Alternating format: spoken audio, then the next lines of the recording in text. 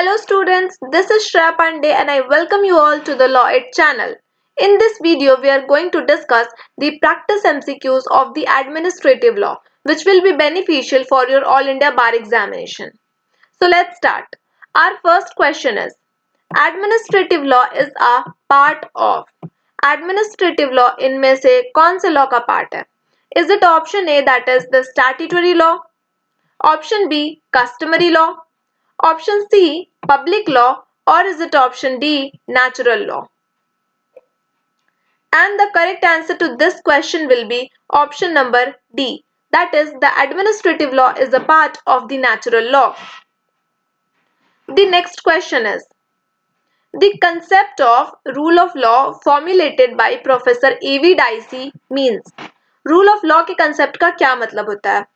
Is it option A, that is, the Constitution is the result of ordinary law of the land? Option number B, that is absence of arbitrary power.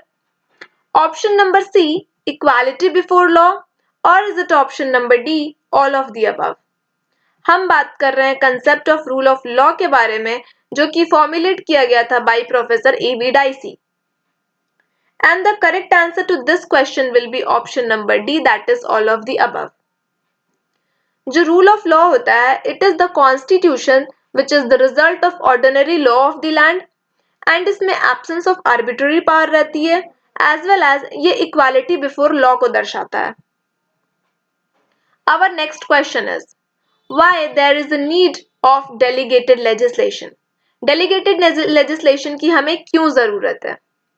Is it option number A, that is because delegated legislation are framed with care and minuteness when the statutory authority making the rule? Option number B, because delegated permits the utilization of experience and consultation with interests affected by the practical operation of the statute. Option number C, because delegated legislation saves time and is intended to deal with the local variation, or is it option number D, all of the above? हम पूछ रहे हैं कि हमें delegated legislation की जरूरत क्यों पड़ रही है? Okay, this is question number 3. And the correct answer to this question will be option number D, that means all of the above reasons are correct. ठीक है? The next question is, what are the types of delegated legislation? हम यहाँ पर types पूछ रहे हैं, okay, delegated legislation के. Is it option A, that is skeleton legislation? Option B, power of inclusive and exclusive legislation? Option number C, power to impose taxes, or is it option number D, all of the above? And the correct answer to this question will be option number D. That means all of these are the types of delegated legislation. ठीक है? Skeletal legislation भी आएगा, power of inclusive and exclusive legislation भी रहेगा, power to impose taxes भी रहेंगे इसमें. हमारा next question है, what are the stages at which the safeguards are taken against the delegated legislation? कौन से ऐसे safeguards हैं? स्टेजेस की हम बात कर रहे हैं. Okay, what are the stages जिस पर सेफगार्ड लिया गया against the delegated legislation? Is it option number A, that is pre natal stage? Option number B, post natal stage? Option number C, at the proposal for the delegation? और is it option number D, both A and B are the correct answer? तो हमारा सही answer हो जाएगा option number D, that means both A and B are the correct answer. अगर हम बात करें स्टेजेस के बारे में which are the safeguards taken against the delegated legislation, तो प्री नेटल स्टेज एक होता है और एक पोस्ट नेटल स्टेज होता है. Okay, the next question is, what is meant by the procedural ultra vires? Procedural ultra vires का क्या मतलब होता है? Is it option number A, that is it is the non-observance of the procedural norms by the rule-making authority? Option B, it may make the rule ultra-vires due to non-observance of the rule-making authority and hence becomes void. Option number C, it means the lacuna in the procedure, or is it option number D, that means A and B? And इसका सही answer हो जाएगा option number D, that means A और B दोनों option सही है. Procedural ultra vires का मतलब होता है कि ये एक non observance of the procedural norms होता है by the rule making authority and it may make the rule ultra-vires due to the non-observance of the rule-making authority and hence it becomes void. Okay? Ultra-vires का मतलब होता है कोई भी power अगर हम exceed कर रहे हैं, okay? Exceeding power को हम ultra-vires कहते हैं. The next question is, how the delegated legislation is controlled? Delegated legislation को हम कैसे control करते हैं? Is it option number A, procedural control? Option B, parliamentary control? Option C, judicial control, or is it option number D, all of the above? And इसका सही answer हो जाएगा option number D, that is all of the above. Delegated legislation को हम procedural control भी कर सकते हैं, parliamentary control भी कर सकते हैं, and we can also do judicial control. आप हमें कमेंट सेक्शन में जरूर बताइएगा कि आपको ये क्वेश्चंस कैसे लग रहे हैं, आप इनके आंसर्स बना पा रहे हैं या नहीं. The next question is, which powers of the civil court are given to the tribunal? Tribunal को कौन सी powers दी गई है? Civil court के powers, okay? Is it option A, that is discovery and inspection की power दी गई है? Option number B, enforcement of attendance of any person, witness, etc. Option number C, compulsory production of the document and other evidences. Or is it option number D, all of the above? Powers की हम बात करें कि civil court की कौन सी power हमने tribunal को दी है एंड सही आंसर इसका हो जाएगा option number D, that is all of the above. हम डिस्कवरी एंड इंस्पेक्शन भी कर सकते हैं as a tribunal. We can also do the enforcement of attendance of any person और witnesses. Compulsory production of document भी कर सकते हैं and other evidences. The next question is, what is the effect of the violation of rule of audi altrum partem or the rule of the fair hearing. effect of violation, अगर हम audi altrum partem का rule follow नहीं करते हैं या फिर fair hearing का मतलब अगर हम किसी भी पर्सन को पनिशमेंट दे रहे हैं तो हमारे पास ये अथॉरिटी है कि हमें सामने वाली पर्सन मतलब जिसे हम पनिशमेंट दे रहे हैं हमें उस पार्टी की भी बात सुननी है. मतलब लेट द अदर पार्टी या other side also be heard. ठीक है, तो अगर हम ये प्रोसीजर फॉलो नहीं करते हैं हम वायोलेट कर दे रहे हैं ऑडी ऑल्ट्रम पार्टम का rule because it is a natural justice का ये प्रिंसिपल है. ठीक है, तो क्या होगा हमारे साथ?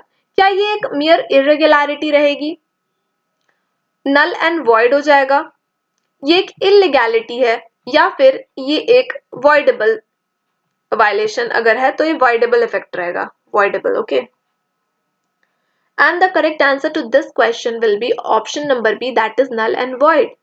अगर हम वायलेट कर दे रहे हैं ऑडी अल्ट्रम पार्टम या फिर रूल ऑफ फेयर हियरिंग का अगर फॉर्मूला हम नहीं अपना रहे हैं, इस रूल को अगर हम सेट असाइड कर दे रहे हैं तो that will be null and void. ठीक है, the next question is, decision of which case became a turning point in that the principle of natural justice. इनमें से कौन से केस का decision was the turning point in that the principle of natural justice is applicable to the administrative proceeding also. मतलब natural justice का principal है जो हमने अभी ऑडी ऑल्ट्रम पार्टम की बात करी, that is also the rule of natural justice. अगर इसे हम फॉलो नहीं करते हैं तो वो तो वायलेशन रहता है. ठीक है, और उस वायलेशन के लिए हम नल एंड वॉइड डिक्लेयर कर देते हैं. ठीक है, तो प्रिंसिपल ऑफ नेचुरल जस्टिस को हमने एडमिनिस्ट्रेटिव प्रोसीडिंग में भी फॉलो करा है. तो इनमें से कौन से केस के द्वारा ये चीज करी गई है? Is it option A, that is MC Mehta versus union of India? Option number B, AK Kraipak versus union of India? Option number C, Maneka Gandhi versus union of India? Or is it option number D, Indira Nehru Gandhi versus Raj Narain? C, ये सारे case laws बहुत ही important है because these all are the landmark cases. इसमें बहुत ही major changes, बहुत ही major amendments लाए गए इन केसेस के द्वारा. और क्वेश्चन नंबर 10 का सही आंसर हो जाने वाला है option number B, that is AK Kraipak versus the union of India. ठीक है, the next question is, when the court may pass an order of nullity. कब कोर्ट ऑर्डर ऑफ नलिटी पास कर सकता है? Is it option number A, when the distinction made between the rules promulgated by the central government and the regulations promulgated by the statutory corporation is violated. Option B, when the distinction made between the procedural rule and statutory law is violated. Option C, when the distinction made between the procedural law and natural justice is violated. Or is it option number D, that is both B and C are correct? We are talking about question number 11. इनमें से कौन से situation में court order of nullity पास कर सकती है? And the correct answer to this question will be option number A, that is when the distinction made between the rules promulgated by the central government and the regulations promulgated by the statutory corporation is violated. Okay. The next question is, in case of State Trading Corporation versus CTO Bihar 1963, as held by the Supreme Court, whether the commercial corporation will be presumed to be the agent of the state. Okay. और ये नहीं रहेगा यहाँ पे, ठीक है?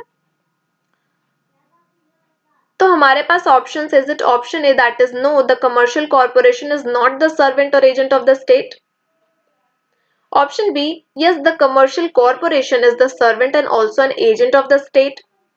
Option C, whether the commercial corporation is a servant or an agent of the state depends upon the nature of the work. Okay, upon the nature of the work. Or is it option number D, all of the above? And the correct answer to this question will be option number A, that is no, the commercial corporation is not the servant or agent of the state. Okay, presumed to be the agent या servant of the state, तो no, commercial corporation is not the servant or agent of the state. और ये बात कही गई थी state trading corporation versus CTO Bihar, ये 1963 का केस है. ओके और इसी के साथ हमारी आज की ये वीडियो कंप्लीट होती है. हमारे नेक्स्ट वीडियो में हम फर्दर क्वेश्चंस लेके आने वाले हैं. मैं आपके साथ टॉप 50 क्वेश्चंस करवाऊंगी एडमिनिस्ट्रेटिव लॉ का. इसके बाद हम लोग कंपनी लॉ के भी टॉप 50 क्वेश्चंस करने वाले हैं. तो स्टे ट्यून्ड. हमारे चैनल के आप नोटिफिकेशन को ऑन कर लीजिएगा और अगर आप पहली बार इस चैनल पर आए हैं तो हमारे चैनल को सब्सक्राइब कर लीजिए. जितने भी बच्चे हैं जो लोग भी AIBE का एग्जाम देना चाहते हैं उन सारे बच्चों को आप ये शेयर कर दीजिए, क्योंकि ये वीडियोस सभी लोगों के लिए हेल्पफुल होने वाले हैं जो भी AIBE का एग्जाम देने वाले हैं. ठीक है, साथ ही साथ मैंने प्लेलिस्ट बनाई हुई है AIBE 19 के प्रिपरेशन के नाम से. AIBE 19 प्रिपरेशन करके मैंने अपने चैनल पे एक प्लेलिस्ट बना दी है. अगर आप पहली बार इस चैनल पर आए हैं तो आप उन सारे वीडियोस को देख लीजिए. उसमें मैंने प्रैक्टिस MCQs करवाए हैं, मैंने प्रीवियस ईयर क्वेश्चन पेपर करवाए हैं. वो सारे वीडियोस, वो सारे MCQs आपके लिए बहुत ही हेल्पफुल होने वाले हैं फॉर योर AIBE एग्जामिनेशन. मिलते हैं हमारे नेक्स्ट वीडियो में.